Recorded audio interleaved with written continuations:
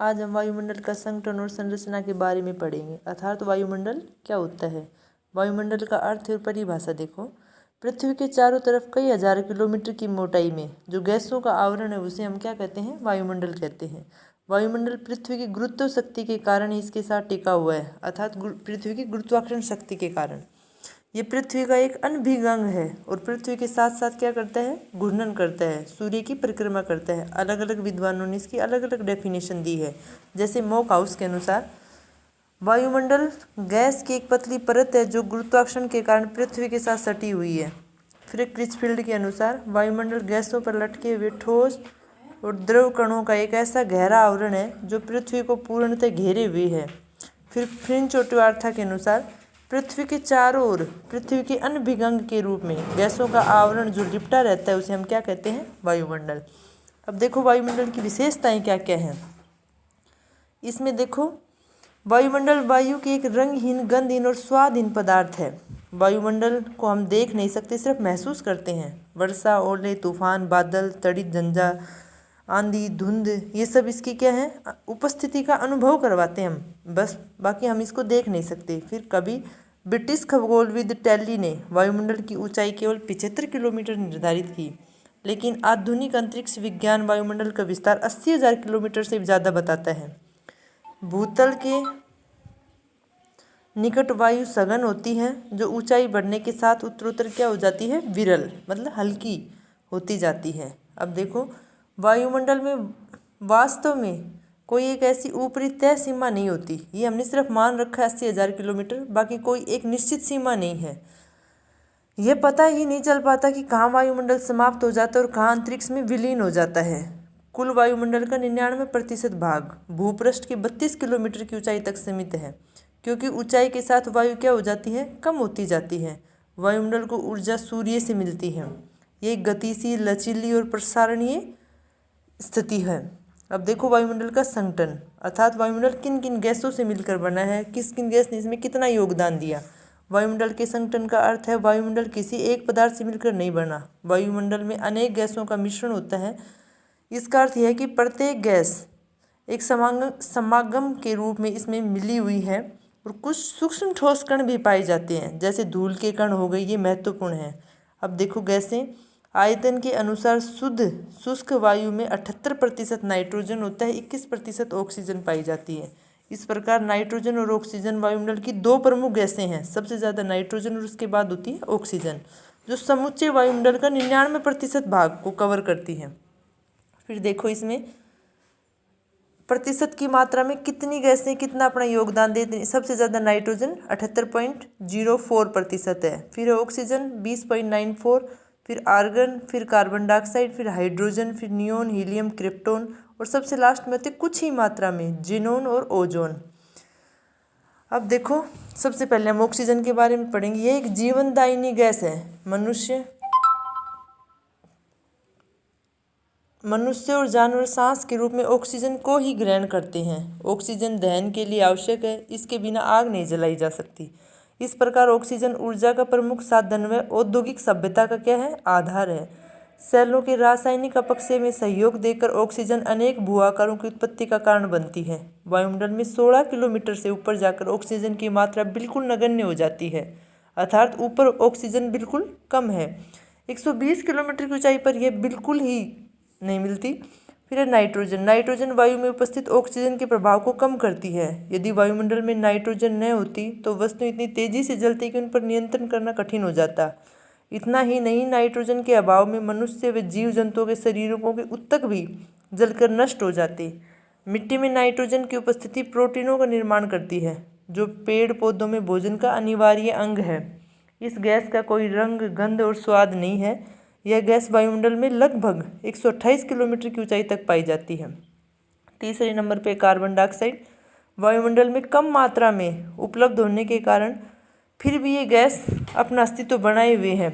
पौधे जीवित रहने के लिए कार्बन डाइऑक्साइड पर निर्भर रहते हैं। हरे पौधे वायुमंडल की कार्बन डाइऑक्साइड में मिलकर स्टार्च व शर्कराओं का निर्माण करते हैं। यह गैस परिवेशी सौर विकिरण को तो पृथ्वी तल तक आने देती है, परंतु पृथ्वी से जो किरणें विकिरित होती हैं उनको ये वापस नहीं जाने देती। ये ग्रीन हाउस गैस की तरह काम करती है। इसके बाद जैव ईंधन लकड़ी कोयला के अधिक जलने से वायुमंडल में कार्बन डाइऑक्साइड की मात्रा 10% बढ़ी है, जिससे भूमंडलीय ऊष्मन अर्थात ग्लोबल वार्मिंग की समस्या भी वायुमंडल में उत्पन्न हो गई। फिर है ओजोन। यह गैस ऑक्सीजन का ही एक विशिष्ट रूप है जो वायुमंडल में अधिक ऊंचाई पर न्यून मात्रा में मिलती है। ओजोन गैस सूर्य से आने वाली पराबैंगनी किरणें के कुछ अंश का अवशोषित कर लेती है, जिसमें स्थलमंडल एक उपयुक्त सीमा से अधिक गर्म नहीं हो पाता। इस प्रकार यह गैस एक छलनी का कार्य करती है, जिसके अनुपस्थिति में सब कुछ जलकर समाप्त हो जाता। यदि ओजोन गैस की परत पृथ्वी की रक्षा न करती तो सूर्य की पराबैंगनी विकिरण पृथ्वी पर कैंसर जैसे जानलेवा रोग पैदा कर देती। ओजोन मुख्यतः धरातल से 10 से 50 किलोमीटर की ऊंचाई तक स्थित है। अब देखो जलवाष्प। वायुमंडल की सबसे अधिक परिवर्तनशील और असमान वितरण वाली गैस। वायुमंडल में वाष्प के रूप में मुख्य स्रोत जलवाष्प से वाष्पीकरण तथा पेड़ पौधों में मिट्टी से वाष्पोत्सर्जन है। ऐसा अनुमान है कि प्रति सेकंड 1.60 करोड़ टन जलवाष्प में बदलता रहता है। अति ठंडे तथा अति शुष्क क्षेत्रों में हवा के 1% से भी कम होती है, जबकि भूमध्य रेखा के पास उष्ण और आर्द्र क्षेत्रों में आयतन के हिसाब से 4% तक हो सकती है, अर्थात इसकी अधिकतम मात्रा होती है 4%। सबसे ज़्यादा कहाँ मिलती है? भूमध्य रेखा के पास। जैसे जैसे हम ध्रुवों की तरफ जाएंगे जलवाष्प की मात्रा क्या हो जाएगी? कम हो जाएगी। वायु में उपस्थित कुल जलवाष्प का लगभग आधा भाग 2000 मीटर की ऊंचाई से नीचे व्याप्त होता है। भूमध्य रेखा से ध्रुवों की ओर जाने पर जलवाष्प की मात्रा क्या हो जाती है? कम हो जाती है। अब इसकी उपयोगिता देखो। वाष्प की संघनित होकर ओस, कुहारा, बादल का सर्जन करते हैं। धरती पर वर्षा और हिमपात भी इन्हीं कारणों से होता है। वायुमंडल में जलवाष्प की उपस्थिति के कारण ही इंद्रधनुष तथा प्रभामंडल जैसे मनभावन दृश्य विकसित होते हैं। फिर है ठोस कण व आकस्मिक रचक। गैस तथा वाष्प के अतिरिक्त वायु में कुछ सूक्ष्म ठोस कण भी पाए जाते हैं, जिनमें धूल कण सर्वाधिक महत्वपूर्ण है। ये कण सौर विकिरण का कुछ अंश अवशोषित कर लेते हैं, साथ ही सूर्य की किरणों का परावर्तन और प्रकीर्णन भी करते हैं, रिफ्लेक्शन करते हैं ये। इसी के परिणाम स्वरूप हमें आकाश नीला दिखाई देता है। किरणों के प्रकीर्णन के कारण ही सूर्योदय और सूर्यास्त के समय आकाश में लाल और नारंगी रंगें बनती हैं। वायुमंडल में कुछ आकस्मिक रचक और अपद्रव्य भी शामिल रहते हैं। इनमें है धुआं की कालिख, ज्वालामुखी राख। ये सब एक क्या है? अपद्रव्य हैं। अब इनकी उपयोगिता देखो। नमक और धुएं के कण जलवाष्प आकृष्ट होने के कारण आर्द्रताग्राही नाभिक का काम करते हैं, जिनसे चारों तरफ संघनन आरंभ हो जाता है और वर्षा की प्रक्रिया शुरू हो जाती है। अब देखो वायुमंडल की संरचना। पृथ्वी के चारों तरफ पाए जाने वाले वायु के आवरण को केवल एक परत ही नहीं होती, बल्कि इसमें बहुत सी परतों का योगदान होता है। बहुत सी गैसें होती हैं। सबसे पहले देखो क्षोभमंडल, जो सबसे पास है हमारे भूतल के संपर्क में। यह वायुमंडल की सबसे निचली परत है, जिसका घनत्व सबसे ज़्यादा है, अर्थात इसमें वायुमंडल के कुल आणविक गैसों का 75% संकेंद्रित होता है। अर्थात हम जैसे जैसे ऊपर बढ़ते जाएंगे गैसें क्या हो जाएंगी? कम हो जाएंगी, विरल रूप में पाई जाती हैं ऊपर। ध्रुवों पर इस परत की ऊंचाई 8 किलोमीटर और भूमध्य रेखा पर 18 किलोमीटर है, अतः इसकी औसत ऊंचाई को हम 15 किलोमीटर मानते हैं। भूमध्य रेखा पर क्षोभमंडल की अधिक ऊंचाई का कारण यह है कि वहाँ पर चलने वाली तेज संघनन हवाएं, जो ऊष्मा के कारण धरातल से अधिक ऊंचाई पर ले जाती है। यही कारण है कि जाड़े की अपेक्षा गर्मी में क्षोभमंडल की ऊंचाई बढ़ जाती है। फिर संवहन धाराओं की अधिक सक्रियता के कारण इन परतों का प्राय संवहन क्षेत्र भी कहते हैं। इस मंडल में प्रति 165 मीटर की ऊंचाई पर 1 डिग्री सेल्सियस तापमान बढ़ जाता है। फिर दूसरा है समताप मंडल। ये क्षोभ मंडल से ऊपर धरातल के 50 किलोमीटर की ऊंचाई तक विस्तृत है। क्षोभ सीमा पर यह एक संवहन रहित परत है, जिसमें आंधी, बादलों की गरज, तड़ी झंझा, जलवाष्प ये नहीं बनते। अर्थात इसमें तापमान हमेशा समान रहता है। अब है समताप सीमा। समताप मंडल की ऊपरी सीमा समताप सीमा कहलाती है, जिसमें ओजोन की मात्रा अधिक होती जाती है। इस संक्रमण पेटी में कभी कभी मोतियों जैसी आभा वाले दुर्लभ बादल बनते हैं, जिन्हें हम क्या कहते हैं? मुक्ता मेघों की जननी। फिर है मध्य मंडल। समताप मंडल के ऊपर स्थित वायुमंडल की तीसरी परत मध्य मंडल कहलाती है। इसका 80 किलोमीटर की ऊंचाई तक मिलती है ये। इस परत में ऊंचाई के साथ तापमान घटने के कारण 80 किलोमीटर की ऊंचाई पर तापमान -100 डिग्री सेल्सियस में चला जाता है। फिर है आयन मंडल। ये मध्य मंडल के ऊपर वायुमंडल की चौथी परत है, जो 640 किलोमीटर तक व्याप्त है। इस परत के आरंभ होते ही तापमान में एकदम से उतार चढ़ाव आता है। इतने ऊंचे तापमान का इस परत में कोई महत्व नहीं है, क्योंकि यहाँ वायु का घनत्व नगण्य है। तापमंडल के निचले भाग में स्थित 360 मोटी परतों को आयनमंडल कहते हैं।